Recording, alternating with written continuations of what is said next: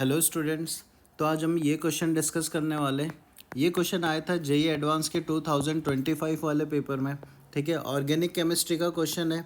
Mixed question है, मतलब अलग अलग चैप्टर से मिला के रिएक्शन यहाँ पे पूछी हुई है हमें।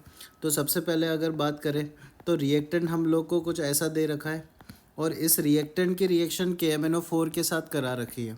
तो पहले मैं KMnO4 के बारे में बता देता हूँ।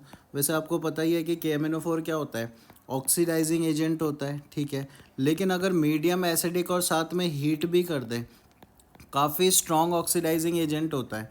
तो इतना स्ट्रॉन्ग होता है कि अपने पास जो राइट वाली रिंग है वो ब्रेक हो जाती है और ये हम लोग पढ़ते हैं थैलिक एसिड के प्रिपरेशन रिएक्शन में। तो जो प्रोडक्ट है वो क्या बनता है, इसका नाम है थैलिक एसिड। आपको नाम भी पता होना चाहिए, नेम भी दे रखा हो सकता है कभी क्वेश्चन में। क्या बन गया, थैलिक एसिड। ठीक है ना, रिंग यहाँ से ब्रेक हो जाती है, देखो रिंग यहाँ से ब्रेक हो जाती है और बाकी जो कार्बन कार्बन का बॉन्ड ब्रेक होता है उसके अलावा अपने पास ये यहाँ पे है ना OH लग जाते हैं, तीन तीन OH आते हैं, फिर वाटर निकल जाते हैं, थैलिक एसिड का प्रिपरेशन होता है। ठीक है, अब आते हैं कि सेकंड स्टेप में उसने बोला अमोनिया के साथ हीट करना है और 2 वाटर निकालने हैं। ठीक है भाई, तो अमोनिया के साथ हीट कर लेते हैं हम लोग अगले स्टेप में। तो हम लोग को अमोनिया लेना है 2 मोल और हीट करना है, वाटर निकलेगा। तो आपको आइडिया भी दे रहा है वो क्वेश्चन में कि क्या करना है आगे। तो क्वेश्चन के अंदर देखो होगा क्या, अपने पास जो अमोनिया प्रेजेंट है ना, वो अमोनिया कार्बोक्सिलिक एसिड के साथ मिलेगा और यहाँ से हीट करोगे तो H2 निकल जाता है। तो ये अपने पास H2 रिमूव होने के बाद यहाँ पे अमाइड का फॉर्मेशन होता है। ठीक है, जब भी कार्बोक्सिलिक एसिड और एमीन साथ में रिएक्ट करे और हीट दे दे तो कार्बोक्सिलिक एसिड और एमीन से वाटर मॉलिक्यूल निकलता है और अमाइड का प्रिपरेशन होता है। ठीक है, ये बन गया अपने पास प्रोडक्ट। फिर आते हैं अगले स्टेप में। आगे क्या बोला है हमें, आगे बोला और ज़्यादा स्ट्रॉन्ग हीट करने के लिए बोला है। जब और ज़्यादा हीट करते हैं ना स्ट्रॉन्ग, तो यहाँ पे क्या होता है कि ये जो 2 NH2 ग्रुप है उसमें से एक NH2 ग्रुप और एक यहाँ से हाइड्रोजन निकल जाता है, मतलब अमोनिया गैस रिलीज़ होती है फर्दर हीट करने पे, काफ़ी स्ट्रॉन्ग हीट करते हैं। तो ये भी इंपॉर्टेंट रिएक्शन है, ध्यान रखना।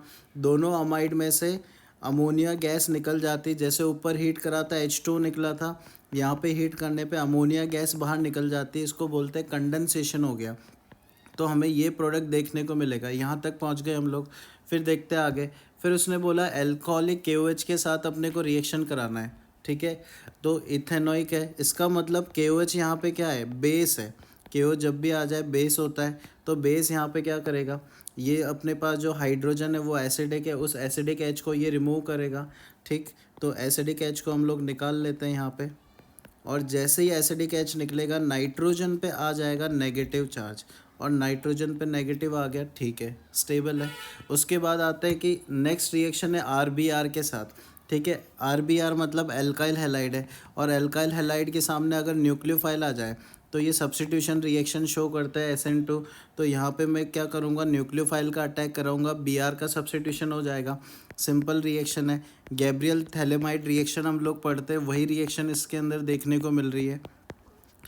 और यहाँ पे अपने पास ये बन जाता है, एल्काइल हैलाइड के सब्स्टिट्यूशन के बाद कुछ अमाइड जैसा प्रोडक्ट बन जाएगा जिसके अंदर R ग्रुप लग गया। फिर नेक्स्ट स्टेप में बोला है NaOH के साथ रिएक्शन कराना है, और NaOH के साथ जो रिएक्शन होती है वो होती है हमारे पास हाइड्रोलिसिस। तो NaOH के साथ जैसे ही रिएक्शन होगी, जैसे हाइड्रोलिसिस कराओगे, तो हाइड्रोलिसिस के दौरान क्या होता है, ये बॉन्ड ब्रेक हो जाता है। मतलब यहाँ पे OH यहाँ पे H, फिर यहाँ पे कार्बन की तरफ OH और नाइट्रोजन की तरफ H। मतलब फाइनली जो प्रोडक्ट बनता है अपने पास वो बनता है यहाँ पे कार्बोक्सिलिक एसिड। लेकिन क्योंकि मीडियम बेसिक है तो एसिडिक हाइड्रोजन निकल जाएगा, तो सॉल्ट बनेगा अपने पास यहाँ पे। और साथ में यहाँ पे क्या मिल रहा है, RNH2 प्रोडक्ट बनेगा, RNH2। मतलब यहाँ पे एमीन बन रहा है, मेन प्रोडक्ट है यहाँ पे एमीन जो बन रहा है, उस पर क्वेश्चन पूछा हुआ है। ठीक है, इस पर ध्यान रखेंगे, एमीन अपना प्रोडक्ट फॉर्म हो रहा है। अब आ जाता है कि ऑप्शन में क्या क्या पूछा है। तो पहले अपन नेमिंग करा लेते हैं। हमारे पास ये जो X से बना हुआ है अमोनिया के साथ H2 निकालने पे, तो इसको बोल देंगे अपन X। ये हो गया X। फिर उसके बाद हमें बोला है Y, RBr के बाद रिएक्शन के बाद Y बन रहा है, तो RBr के रिएक्शन के बाद मतलब ये अपने पास Y बन रहा है। ठीक है, फिर फाइनली देखें तो ऐसा बोला है कि एक कंपाउंड है एरोमेटिक, साथ में Z बन रहा है। तो एरोमेटिक कंपाउंड तो हमारे पास ये हो गया जिसमें बेंजीन रिंग प्रेजेंट है, और इसका मतलब Z क्या हो गया, 1 डिग्री अमीन हो गया अपने पास Z। ठीक, अब आते हैं ऑप्शन के अंदर। तो ऑप्शन में बोला है कि बोथ X और Y जो है ना ऑक्सीजन कंटेनिंग कंपाउंड है। तो देख लेते हैं। तो यहाँ पे देखो X है, इसके अंदर ऑक्सीजन है, ठीक है। Y है, इसके अंदर भी ऑक्सीजन है। तो पहला ऑप्शन सही हो गया, ऑक्सीजन तो दिख ही रहा है साफ साफ। तो फर्स्ट ऑप्शन करेक्ट हो गया। फिर आते हैं सेकंड ऑप्शन में बोला है कि वाई की रिएक्शन जो है अगर क्लोरोफॉर्म के साथ KOH के साथ कराए। देखो ये है ना एक टेस्ट है, इसको बोलते हैं हम लोग आइसोसाइनाइड टेस्ट, या फिर इसको बोलते हैं कार्बाइलमाइन टेस्ट, जो कि किसके लिए होता है, 1 डिग्री अमीन के लिए होता है। 1 डिग्री अमीन्स ये वाला टेस्ट शो करता है। तो अगर मैं वाई के बारे में बात करूँ, 1 डिग्री अमीन हमें देखना है, तो ये वाई जो है अमीन नहीं है, ठीक है। वाई जो है अमीन नहीं है, यहाँ पे देख सकते हो अमाइड फॉर्म में, मतलब ये टेस्ट नहीं देगा। तो सेकंड ऑप्शन आंसर नहीं आएगा। फिर आते हैं थर्ड ऑप्शन में, जेड हिंसबर्ग रिएजेंट के साथ टेस्ट देगा। इसकी भी बात कर लेते हैं।